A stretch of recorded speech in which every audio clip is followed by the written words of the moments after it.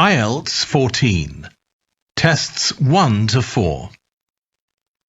Published by Cambridge University Press and UCLES 2019. This recording is copyright. Test 3. You will hear a number of different recordings and you will have to answer questions on what you hear. There will be time for you to read the instructions and questions, and you will have a chance to check your work. All the recordings will be played once only. The test is in 4 sections. At the end of the test, you will be given 10 minutes to transfer your answers to an answer sheet. Now turn to Section 1.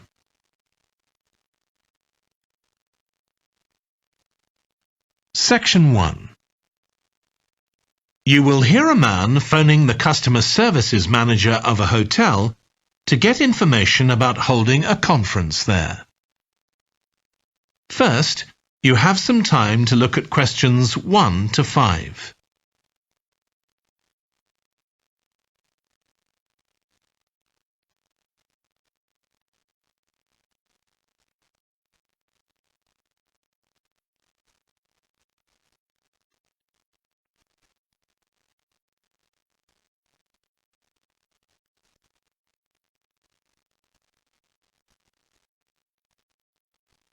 You will see that there is an example that has been done for you. On this occasion only, the conversation relating to this will be played first. Hello, Flanders Conference Hotel. Oh, hi. I wanted to ask about conference facilities at the hotel. Have I come through to the right person? You have. I'm the customer services manager. My name's Angela. The name of the customer services manager is Angela. So Angela has been written in the space. Now we shall begin. You should answer the questions as you listen because you will not hear the recording a second time. Listen carefully and answer questions 1 to 5. Hello, Flanders Conference Hotel. Oh, hi. I wanted to ask about conference facilities at the hotel. Have I come through to the right person? You have. I'm the customer services manager. My name's Angela. So, how can I help you? Well, I'm calling from Barrett & Stanson's. We're a medical company based in Perth. Oh, yes? And we're organising a conference for our clients to be held in Sydney. It'll be held over 2 days, and we're expecting about 50 or 60 people. When were you thinking of having it? Sometime early next year, like the end of January. It'd have to be a weekend. Let me see. Our conference facilities are already booked for the weekend beginning January the 28th. We could do the first weekend in February. How about January the 21st? I'm afraid that's booked too. Well, let's go for the February date then. So, that's the weekend beginning the 4th. Okay. Now, can you tell me a bit about what conference facilities you have? Sure. So, for talks and presentations, we have the Tesla room. Sorry? Tesla, that's spelled T-E-S-L-A. It holds up to 100 people and it's fully equipped with a projector and so on. How about a microphone? Yes, that'll be all set up ready for you. And there'll be one that members of the audience can use too, for questions if necessary. Fine. And we'll also need some sort of open area where people can sit and have a cup of coffee. And we'd like to have an exhibition of our products and services there as well, so that'll need to be quite a big space. That's fine. There's a central atrium with all those facilities, and you can come before the conference starts if you want to set everything up. Great. And I presume there's Wi-Fi? Oh, yes. That's free and available throughout the hotel. Okay. Would you also like us to provide a buffet lunch? We can do a 2-course meal with a number of different options. What sort of price are we looking at for that? Well, I can send you a copy of the standard menu. That's $45 per person.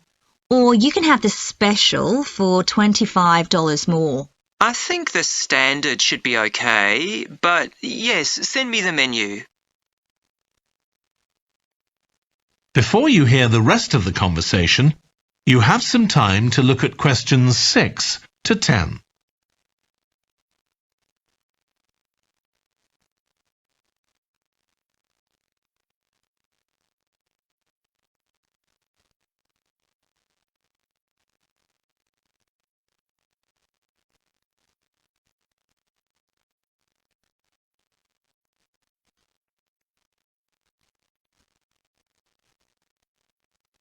Now listen and answer questions 6 to 10. Now, we're also going to need accommodation on the Saturday night for some of the participants. I'm not sure how many, but probably about 25. So what do you charge for a room? Well, for conference attendees, we have a 25% reduction, so we can offer you rooms at $135. Normally, a standard room's $180. And does that include breakfast? Sure. And of course, guests can also make use of all the other facilities at the hotel. So we've got a spa where you can get massages and facials and so on. And there's a pool up on the roof for the use of guests. Oh, great. Now, what about transport links? The hotel's downtown, isn't it? Yes, it's about 12 kilometres from the airport, but there's a complimentary shuttle bus for guests, and it's only about 10 minutes walk from the central railway station. Okay. Now, I don't know Sydney very well. Can you just give me an idea of the location of the hotel? Well, it's downtown on Wilby Street. That's quite a small street, and it's not very far from the sea. And of course, if the conference attendees want to go out on the Saturday evening, there's a huge choice of places to eat. Then, if they want to make a night of it, they can go on to one of the clubs in the area. There are a great many to choose from. Okay. So, if we go ahead with this, can you give me some information about how much we're looking at? That is the end of section 1. You now have half a minute to check your answers.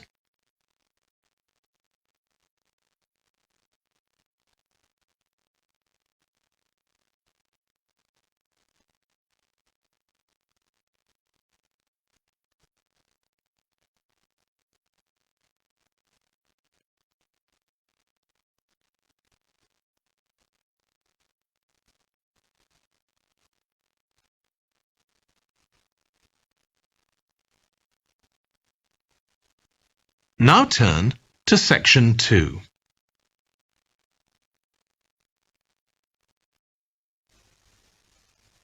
Section 2. You will hear a woman talking to a group of college students about volunteering to help other people. First, you have some time to look at questions 11 to 14.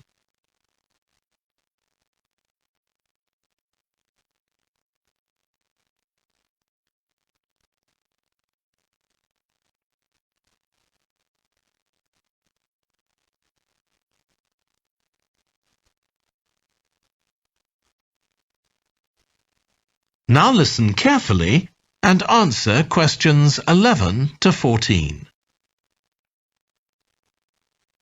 Good morning. My name's Lucy Crittenden, and I'm the Director of Operations for an organisation that arranges volunteering in this part of the country.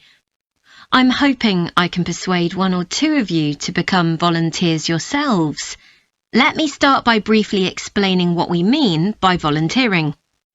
Volunteers are teenagers and adults who choose to spend some time unpaid helping other people in some way. Most volunteers devote 2 or 3 hours to this every week, while a few do much more. The people they help may have physical or behavioural difficulties, for example. Volunteers can do all sorts of things, depending on their own abilities and interests. If they're supporting a family that's struggling, for example, they may be able to give them tips on cooking, or recommend how to plan their budget, or how to shop sensibly on their income. They might even do some painting or wallpapering, perhaps alongside any members of the family who are able to do it. Or even do some babysitting, so that parents can go out for a while. The benefit from volunteering isn't only for the people being helped. Volunteers also gain from it. They're using their skills to cope with somebody's mental or physical ill health, and volunteering may be a valuable element of their CV when they're applying for jobs. Employers usually look favourably on someone who's given up time to help others. Significantly, most volunteers feel that what they're doing gives them a purpose in their lives. And in my opinion, they're lucky in that respect, as many people don't have that feeling. Before you hear the rest of the talk, you have some time to look at questions 15 to 20.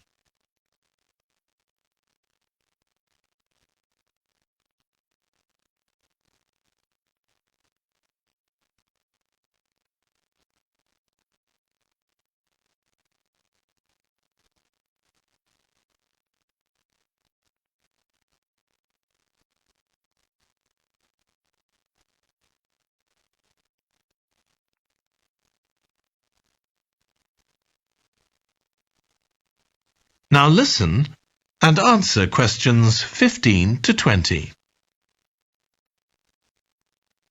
Now I'd like to tell you what some of our volunteers have said about what they do, to give you an idea of the range of ways in which they can help people. Habib supports an elderly lady who's beginning to show signs of dementia. Once a week they, along with other elderly people, go to the local community centre where a group of people come in and sing. The songs take the listeners back to their youth, and for a little while they can forget the difficulties that they face now. Our volunteer Consuela is an amazing woman. She has difficulty walking herself, but she doesn't let that stop her. She helps a couple of people with similar difficulties who had almost stopped walking altogether. By using herself as an example, Consuela encourages them to walk more and more. Min visits a young man who lives alone and can't leave his home on his own, so he hardly ever saw anyone. But together they go out to the cinema or to see friends the young man hadn't been able to visit for a long time. Tanya visits an elderly woman once a week. When the woman found out that Tanya is a professional dressmaker, she got interested. Tanya showed her some soft toys she'd made, and the woman decided to try it herself. And now she really enjoys it and spends hours making toys. They're not perhaps up to Tanya's standard yet, but she gains a lot of pleasure from doing it. Alexei is a volunteer with a family that faces a number of difficulties. By calmly talking over possible solutions with family members, he's helping them to realise that they aren't helpless and that they can do something themselves to improve their situation. This has been great for their self-esteem. And the last volunteer I'll mention, though there are plenty more, is Juba. She volunteers with a teenage girl with learning difficulties who wasn't very good at talking to other people. Juba's worked very patiently with her, and now the girl is far better at expressing herself and at understanding other people. OK, I hope that's given you an idea of what volunteering is all about. Now I'd like to talk to you about... That is the end of section 2. You now have half a minute to check your answers.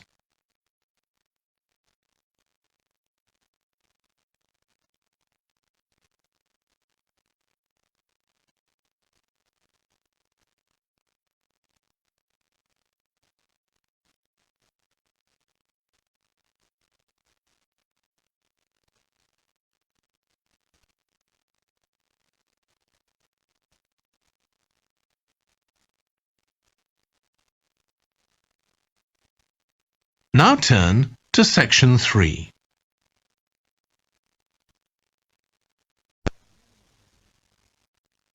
Section 3. You will hear a trainee music teacher called Joe talking to his supervisor about the school marching band that he has been given responsibility for. First, you have some time to look at questions 21 to 26.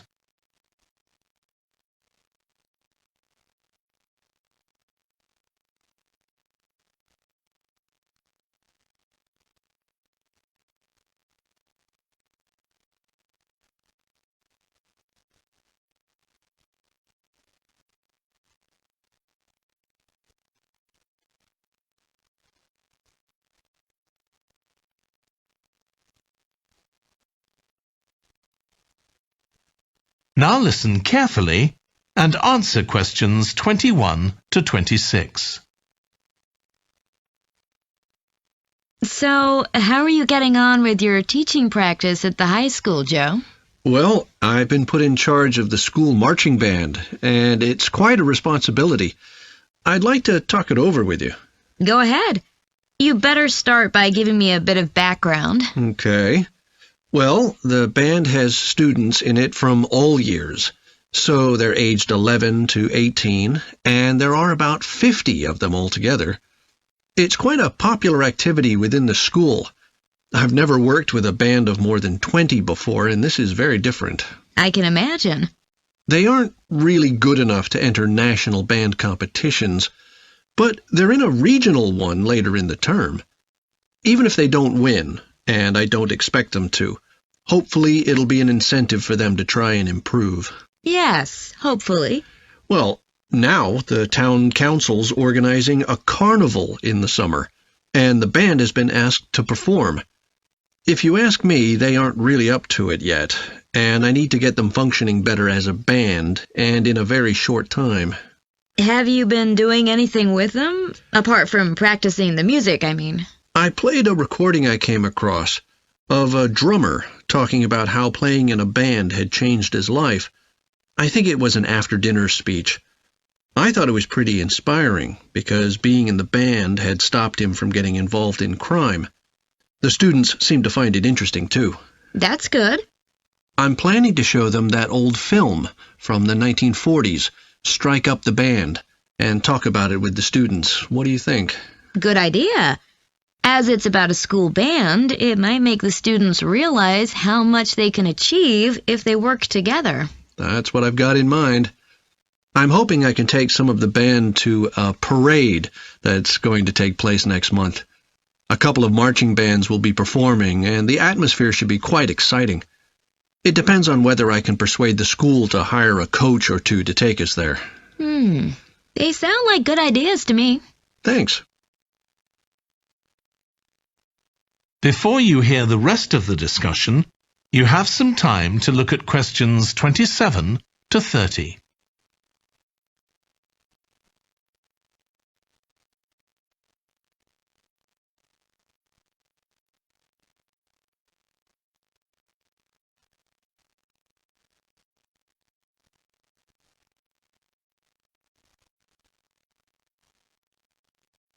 Now listen and answer questions 27 to 30.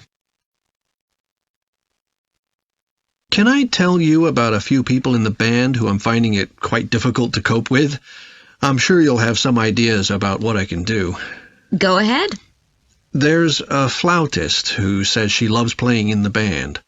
We rehearse twice a week after school, but she's hardly ever there. Then she looks for me the next day and gives me a very plausible reason. She says she had to help her mother, or she's been ill, but to be honest, I don't believe her. Oh dear. Any more students with difficulties? Plenty.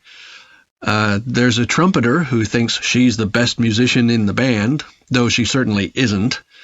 She's always saying what she thinks other people should do, which makes my job pretty difficult. She sounds a bit of a nightmare. You can say that again. One of the trombonists has got an impressive sense of rhythm and could be an excellent musician, except that he has breathing difficulties. and he doesn't really have enough breath for the trombone. He'd be much better off playing percussion, for instance, but he refuses to give up, so he ends up only playing half the notes. I suppose you have to admire his determination. Maybe. One of the percussionists isn't too bad, but he never seems to interact with other people, and he always rushes off as soon as the rehearsal ends. I don't know if there are family reasons or what, but it isn't good in a band, where people really need to feel they're part of a group. There are others too, but at least that gives you an idea of what I'm up against. Do you have any thoughts about what I can do, Lizzie? That is the end of section 3. You now have half a minute to check your answers.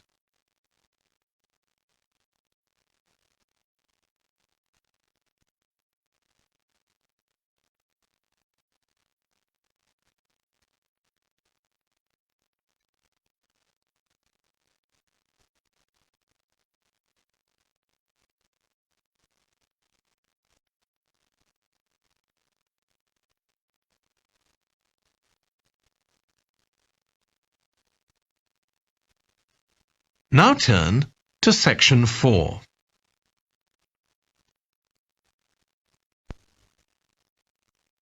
Section 4. You will hear a British university lecturer in music talking about concerts in an arts festival. First, you have some time to look at questions 31 to 40.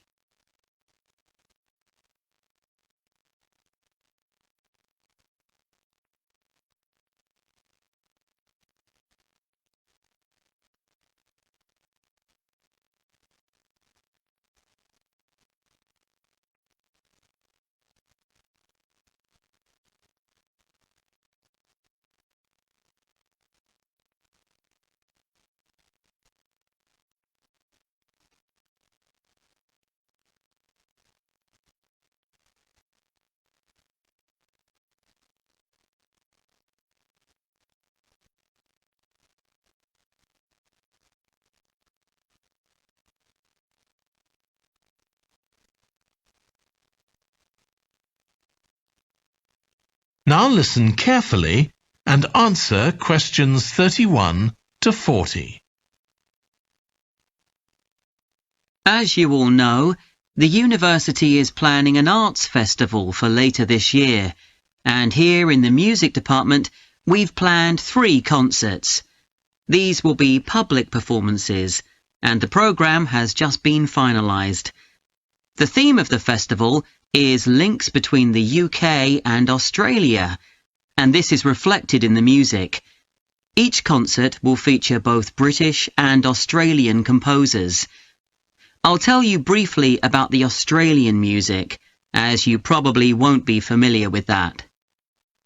The first concert will include music by Liza Lim, who was born in Perth, Western Australia, in 1966. As a child, Lim originally learned to play the piano, like so many children, and also the violin. But when she was 11, her teachers encouraged her to start composing. She found this was her real strength, and she studied and later taught composition, both in Australia and in other countries. As a composer, she has received commissions from numerous orchestras, other performers, and festivals in several countries.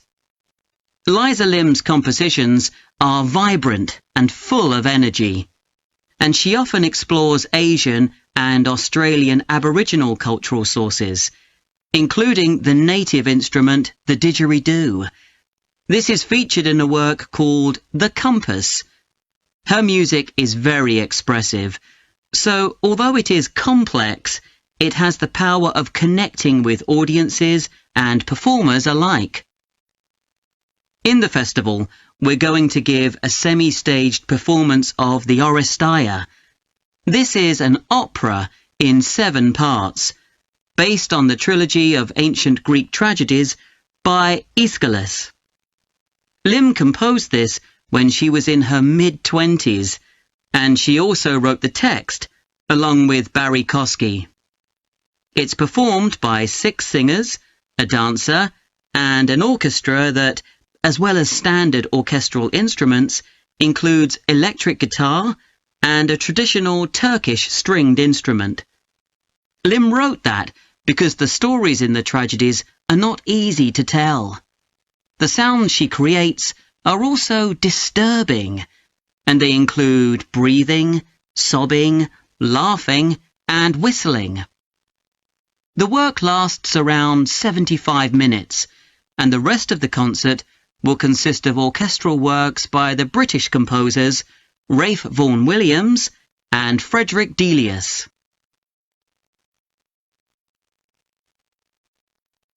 Moving on now to our second concert. This will begin with instrumental music by British composers Benjamin Britten and Judith Weir. After the interval, we'll go to Australia for a piece by Ross Edwards, The Tower of Remoteness. According to Edwards, the inspiration for this piece came from nature, when he was sitting alone in the dry bed of a creek, overshadowed by the leaves of palm trees, listening to the birds and insects. The Tower of Remoteness is scored for piano and clarinet.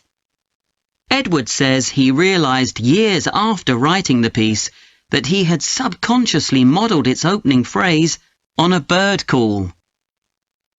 Ross Edwards was born in 1943 in Sydney, Australia, and studied at the Sydney Conservatorium of Music and the Universities of Adelaide and Sydney. He's well known in Australia, and in fact, he's one of the country's most performed composers. He's written a wide range of music, from symphonies and concertos to some composed specifically for children.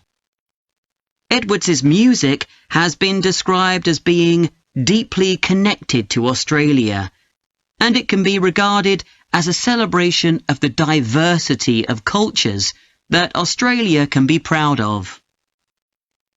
The last of the 3 Australian composers to be represented in our festival is Carl Vine. Born in 1954, Vine, like Liza Lim, comes from Perth, Western Australia. He took up the cornet at the age of 5, switching to the piano 5 years later. However, he went to university to study physics before changing to composition. After graduating, he moved to Sydney and worked as a freelance pianist and composer. Before long, he had become prominent in Australia as a composer for dance, and in fact has written 25 scores of that type. In our third concert, Vine will be represented by his music for the flag handover ceremony of the Olympics held in 1996. This 7-minute orchestral piece was of course heard by millions of people worldwide, and we'll hear it alongside works written by British composers Edward Elgar and, more recently, Thomas Adès. That is the end of section 4. You now have half a minute to check your answers.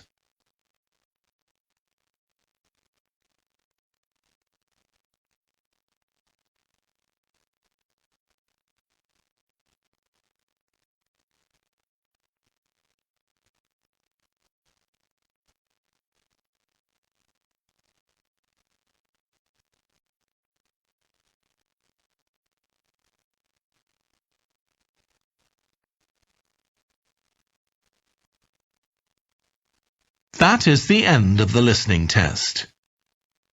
In the IELTS test, you would now have 10 minutes to transfer your answers to the answer sheet.